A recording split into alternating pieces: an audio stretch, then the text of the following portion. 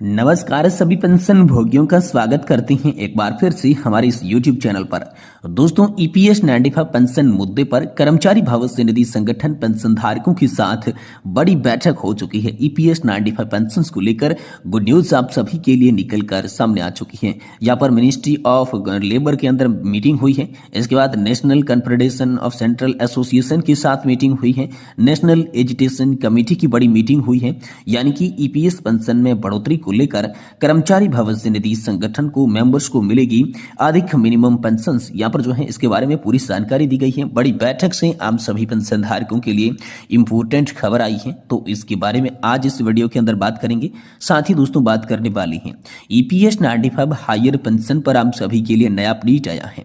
उच्च पेंशन पर कर्मचारी भविष्य निधि संगठन का बड़ा जवाब निकल कर आ चुका है। तो आखिरकार हायर पेंशन जो है, उच्च पेंशन जो है, इसको लेकर ईपीएफओ का कौन सा जवाब आप सभी के लिए सामने आया, पेंशन धारकों के लिए इसको लेकर क्या खास खबर हो सकती है, इसको लेकर आज इस वीडियो के अंदर बात करेंगे। और वहीं पेंशन भोगियों के लिए यहाँ पर खुशखबरी बताई जाइए कि हायर पेंशन के जो आवेदन हैं अब वो मंजूर हो जाएंगे। नए नियम आप सभी की पेंशन को लेकर आए हैं, इसीलिए यहाँ पर हायर पेंशन के जो भी आवेदन हैं वो क्लियर होने वाले हैं। तो इसी को लेकर भी आज इस वीडियो के अंदर बात करेंगे। यानी कि दोस्तों अगर आप ईपीएस के पेंशन धारक हैं या फिर कर्मचारी पेंशन धारक हैं, आप सभी के लिए बेहद महत्वपूर्ण 3 बड़ी अपडेट निकल कर आ रही है। तो इन अपडेट्स के बारे में चलिए आप सभी को विस्तार से जानकारी इस वीडियो के अंदर देते हैं। लेकिन आपसे एक ही निवेदन रहेगा कि आप चैनल को सब्सक्राइब कर दें और वीडियो को लाइक जरूर करें। तो चलिए शुरुआत करते हैं। सबसे पहले ईपीएस 95 पेंशन मुद्दे पर कर्मचारी भविष्य निधि संगठन ने पेंशनरों के साथ बैठक की है। इस बैठक से हम सभी के लिए क्या बड़ी खबर निकल कर आई,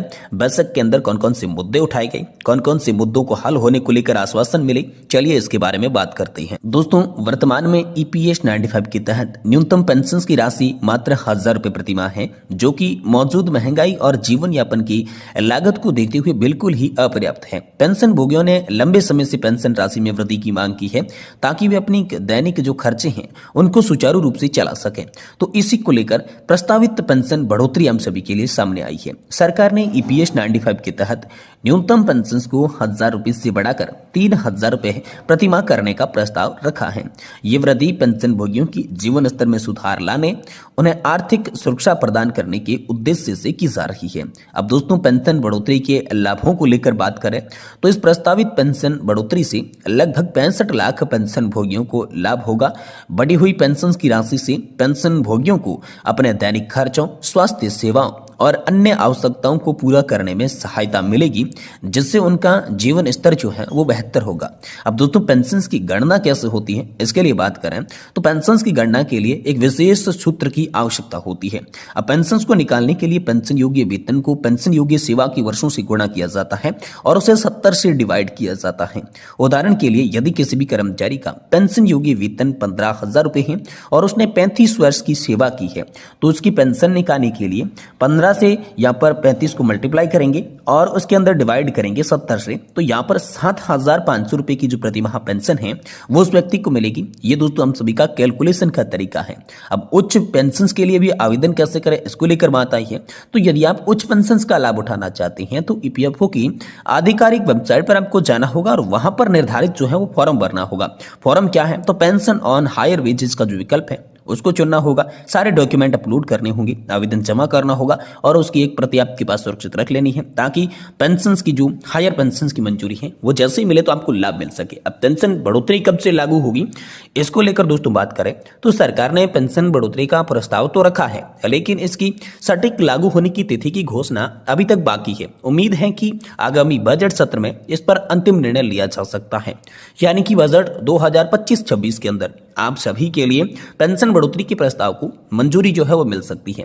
ईपीएस 95 में प्रस्तावित पेंशन बढ़ोतरी के लिए एक बड़ी राहत ये साबित हो सकती है। ये कदम उन्हें आर्थिक रूप से सशक्त बनाएगा और उनके जीवन स्तर में भी सुधार लाएगा।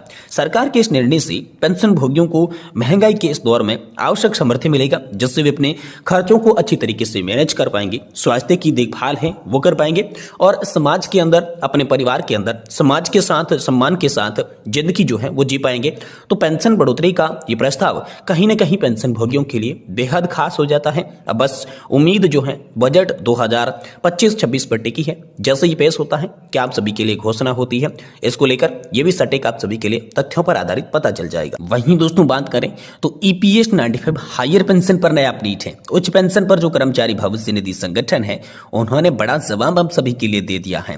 कर्मचारी पेंशन योजना 1995 के तहत ईपीएस 95 हायर पेंशन पर कर्मचारी भविष्य निधि संगठन यानी कि ईपीएफओ का बड़ा जवाब आ चुका है। कर्मचारी भविष्य निधि संगठन के पत्र में काफी कुछ स्पष्ट कर दिया जा चुका है।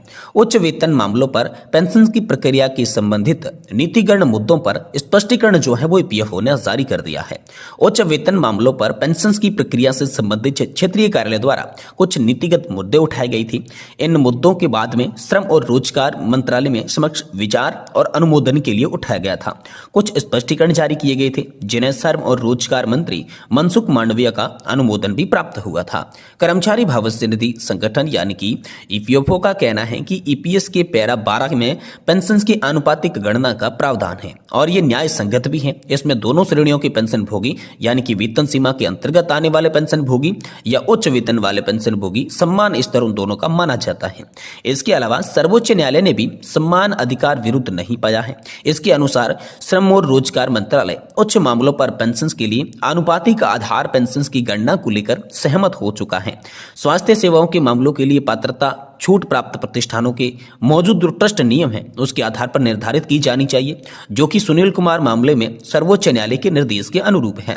इसके अलावा यदि सुनाज कुमार मामले की दिनांक 4/11/2022 के निर्णय के बाद ट्रस्ट नियमों में संशोधन किया जाता है तो ऐसे ट्रस्टों के सदस्यों की आवेदन पर विचार नहीं किया जा सकता। स्वास्थ्य सेवाओं के लिए पात्र तभी स्पष्टीकरण होगा जबकि बकाया ब्याज सहित जो पेंशन का फंड है वो उसे प्राप्त हो। पेंशन बकाया के विरुद्ध इन बकाया का शुद्धिकरण उचित नहीं हो सके। इसके अलावा ये स्रोत पर कटौती के लिए भी साथ समस्या पैदा करता है, क्योंकि पेंशन बकाया के साथ साथ उच्च वेतन पेंशन पर पेंशन भोगियों के हाथों में टीडीएस के साथ साथ कर भी लगने वाला है। तो यहाँ पर हम सभी के लिए ये बड़ी खबर आ रही है। वहीं बात करें तो पेंशन भोगियों के लिए खुशखबरी भी है। नए नियमों को मंजूरी मिल चुकी है। हायर पेंशन के आवेदन जो है वो अब सभी के लिए क्लियर होने वाले हैं। क्षेत्रीय और जोनल कार्यालयों को पत्र भेजा गया है।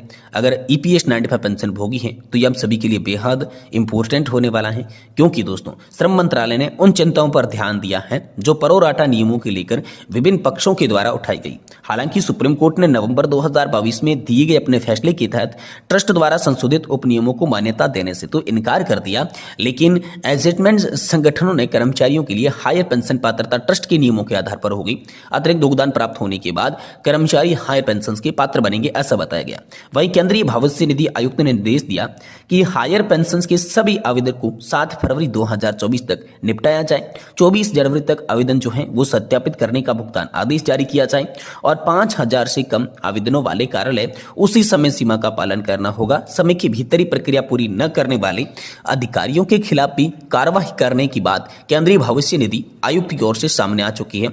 तो सीपीएफ आयुक्त ने आवेदकों को प्राथमिकता न देने और देरी पर नाराजगी जताते हुए उच्च पेंशन की गणना के लिए समय पर दिशा निर्देश और अतिरिक्त डाटा एंट्री ऑपरेटर भी उपलब्ध करवा दिए हैं। क्षेत्रीय कार्यालय बार बार निर्भरता को रोकने की सलाह दे रहा है, लेकिन कुछ कार्यालयों में समय का पूरा काम किया गया है। इसलिए यहाँ पर सीपीएफ आयुक्त ने निर्देश दिया है हायर पेंशन के जो भी मामले हैं 7 तारीख तक आम सभी के लिए निपटाने होंगे। यह आदेश हाल फिलहाल में सभी पेंशन भोगियों के लिए पारित कर दिया जा चुका है।